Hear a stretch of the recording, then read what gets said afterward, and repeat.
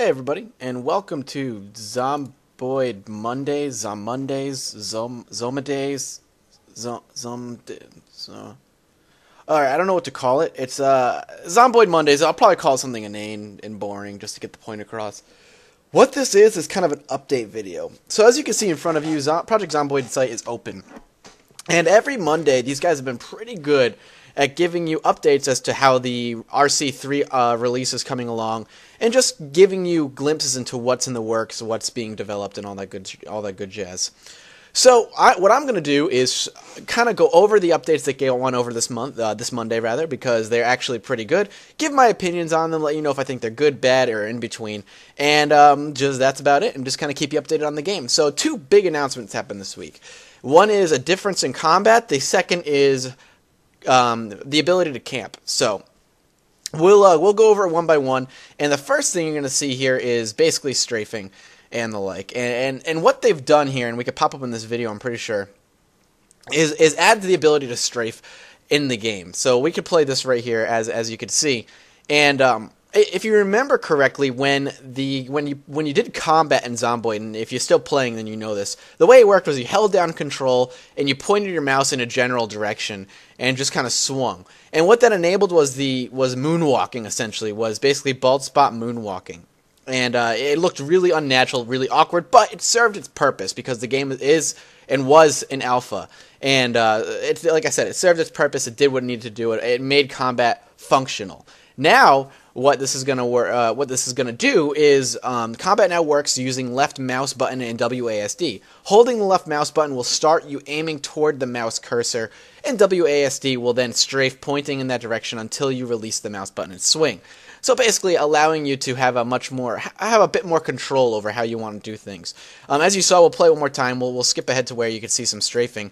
The animations for it are nice, and you even see him swinging down and taking on an enemy on the ground, which I believe was an earlier Monday update. The ability to strafe is just going to allow it to look more natural and allow combat to be more fluid, and I really like it. Basically, bring that realism into the game that they're striving for. So pretty simple. I like it a lot. If you hate it for some reason, you could still do the control thing. I don't know why you would continue doing that. I don't see a need for it, actually. I would actually think they should take that out. But if it works the same, you might as well just hit control and do it that way. But the left click just takes that extra button press out of there. But that's fine. The next update they actually brought out is the camping system. Now, what I like that they're doing, a lot of indie games end up doing, is bringing in mods that the fan base has created and making it part of the game, of course, with the modders' permission and whatnot.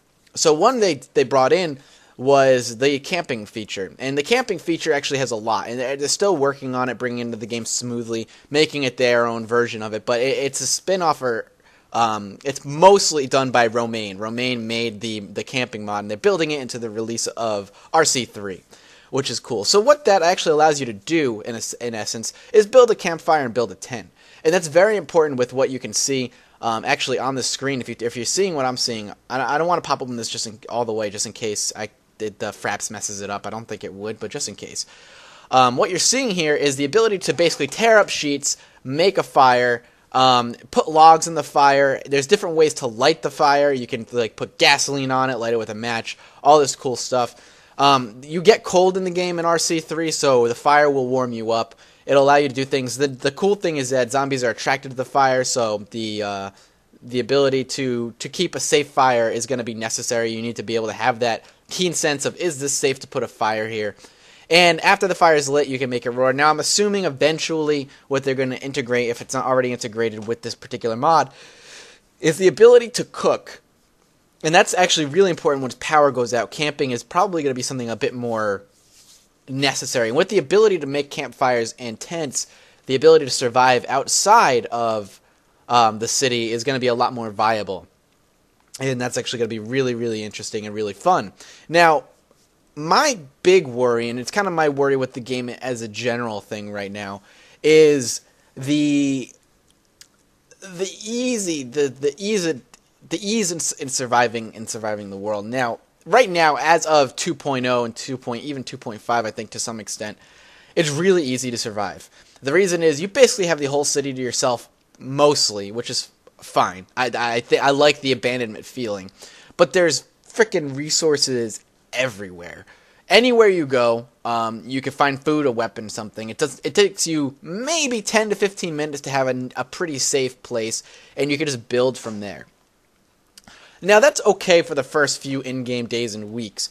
The problem comes when you start with the construction. Now, the construction in the game makes it super easy to build a fort, have a skyway system, and I know the idea, I think, is that if you want to build a skyway system, you eventually need to build supports, which is cool. I like that. But for right now, how important is it to camp, to be a camper and live in the woods, if it's just so damn easy to just build a fort? And I think that's one of my biggest concerns about the game. Once people figure it out, and people will, because gamers figure things out quickly, how really easy it is to just survive the game with bare essentials. My worry will then be, how are they going to fix this? How quickly can they fix it? I'm hoping pretty quick. Outside of that, I love the updates they gave. It was just those right there. You saw the tent getting put down. They're talking about, as things get closer, you're going to see more and more things. And they are going to have a new website coming up soon that's not built by them, so it's going to be pretty professional with a new forums and whatnot. So these Monday update things are awesome. Overall, the two big updates they released this week are really good, and I'm really happy that they have decided to release them. I like the direction they're going. It seems R3. The more I learn about RC3, the more excited I get for it, and how much I can't wait to get back into the game. Because right now, as you know, RC 2.5 is a complete bug mess. I expect RC3 to be a complete buggy mess when it first comes out, but I also expect them to do quick patches like they used to do. And 2.0 is just too easy to survive if you play it for a decent amount of time. And if you try to play it a challenge run, yeah, I can understand that might be a bit more difficult, but 2.0 is actually just very simple to survive outside of that. So that's it. That is my Zomboid Monday update. I'm looking forward to seeing what they release every week, and if it's significant enough, I'll definitely keep you guys updated in case you guys don't check this out, and of course give you my opinion on the games in the update. As I said, I'm very excited. I like the plans and the direction they're going. Once it hits Steam, I'm very curious to how this game's going to do, if it's going to become this huge popular sensation that they're hoping, and that the fan base claims it's going to be, but fanboys will be fanboys no matter to the game. So thank you so much for watching, guys. I hope you guys enjoyed it, and I will see you next time.